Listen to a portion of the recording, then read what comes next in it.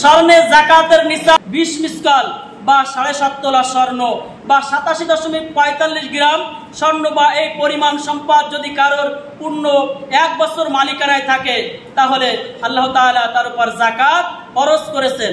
আর শতকরা 2.5 টাকা হিসেবে যাকাত দিতে হবে। 100 টাকা 2.5 টাকা, 1000 টাকায় 25 টাকা, লাখে 2500 টাকা, এইভাবে আপনারা যাকাতের সম্পদটা হিসাব করে যাকাতটা দিয়ে দিবেন।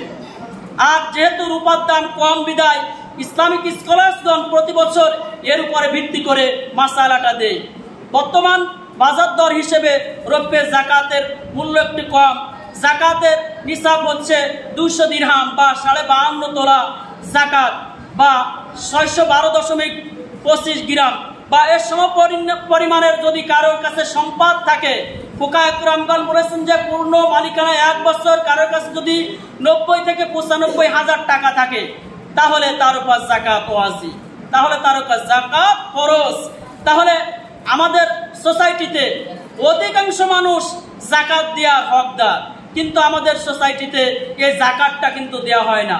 90,000 টাকা বা 95,000 টাকা নাই এমন কোনো লোক নেই। বহু মানুষের উপর যাকাত ফরজ, কিন্তু আমাদের সোসাইটিতে কিন্তু এই ফরজ বিধানটা আদায় করা হচ্ছে না। ভাই, যাকাতের বিধানটা আল্লাহ তাআলা ফরজ করেছেন। আপনি যদি সম্পদটা আল্লাহর সন্তুষ্টিকরণার্থে ইয়েতিম মিসকিন বিধবা যারা রয়েছে এই সম্পদটা যদি না দান করেন, কিয়ামতের ময়দানে যে ভয়াবহ শাস্তির কথা বলা হলো, এই শাস্তি কিন্তু আপনাকে পেতেই হবে, মাস্ট বি। আপনি এ থেকে বাঁচতে পারবেন না।